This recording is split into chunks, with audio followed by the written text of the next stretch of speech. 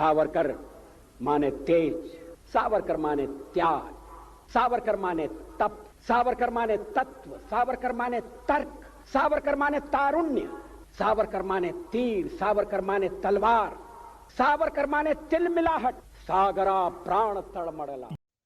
भारत के पूर्व प्रधानमंत्री श्रीयुत अटल बिहारी वाजपेयी जी ने वीर सावरकर के प्रति कहे हुए ये कुछ प्रशंसक उद्गार।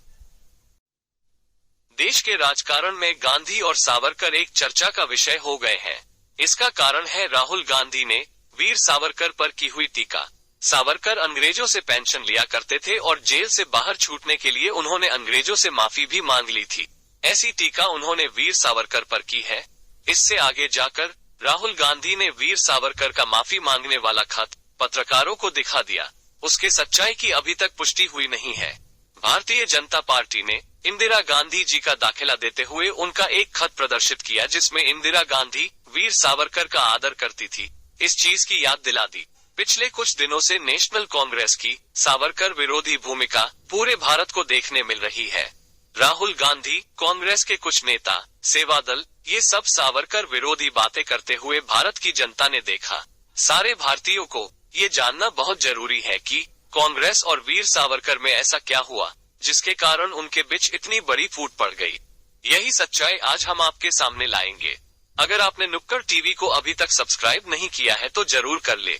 सावरकर और कांग्रेस के बीच इस तनाव का कारण ढूंढते हुए हम जब भारत के इतिहास में गए तब ऐसा देखा गया कि कांग्रेस और वीर सावरकर की पहले पहले तो बहुत अच्छी बनती थी। हिंदुत्ववाद के पुरस्कर्ता ऐसे जाने जाने वाले वीर सावरकर को बहुत बार सिर्फ लोकमान्य तिलक, दादा भाई नवरोजी, इनके बारे में ही नहीं तो महात्मा गांधी, पंडित जवाहरलाल नेहरू, सुभाष चंद्र बोस, इन सब के बारे में भी बहुत प्रशंसा करते हुए देखा गया है। सिर्फ यही नहीं तो कांग्रेस को आजादी के मशाल के वाहक ऐसे कहने के उनके संदर्भ इतिहास में मिलते हैं। जब अंग्रेजों ने काला पानी से वीर सावरकर जी की रिहाई करने के लिए इनकार कर दिया था तब खुद महात्मा गांधी, वल्लभ भाई पटेल, लोकमान्य तिलक, इन सब नेताओं ने किसी भी शर्तों के बिना सावरकर को छोड़ने की अंग्रेजों से मांग की थी। इतना सब होते हुए कांग्रेस और सावरकर के बीच में ऐसा क्या हुआ जिस कारण उनके बीच के संबंध इतने बिगड़ गए? उसके लिए जिम्मेदार है एक घटना। वैभव पुरंदरे लिखित Savarkar the true story of father of Hindutva के अनुसार स्वातंत्र्य पूर्व भारत में बलूचिस्तान जो अभी पाकिस्तान में है वहाँ पर एक हिंदू युवती को मुस्लिम समाज के कुछ लोगों ने जबरदस्ती उठा लिया था।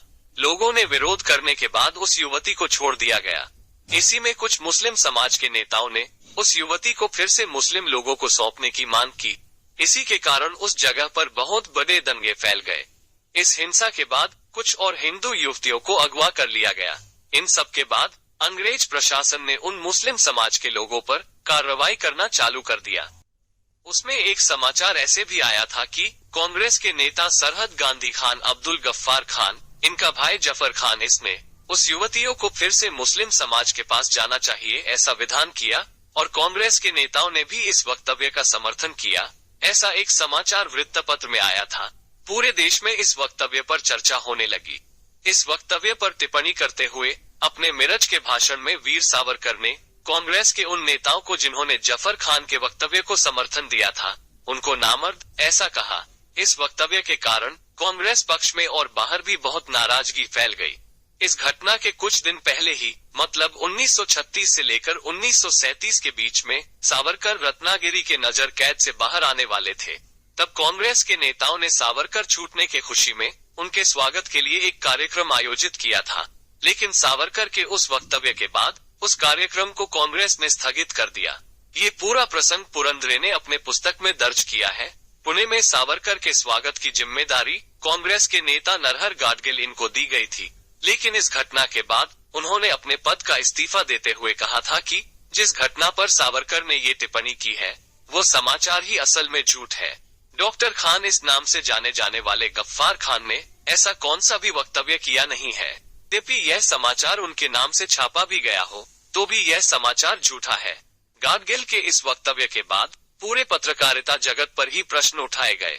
वीर सावरकर ने इस बात पर अपनी प्रतिक्रिया देते हुए कहा कि खान साहब ने अगर यह वक्तव्य नहीं किया है तो उस वक्त सबसे खुश व्यक्ति मैं रहूंगा।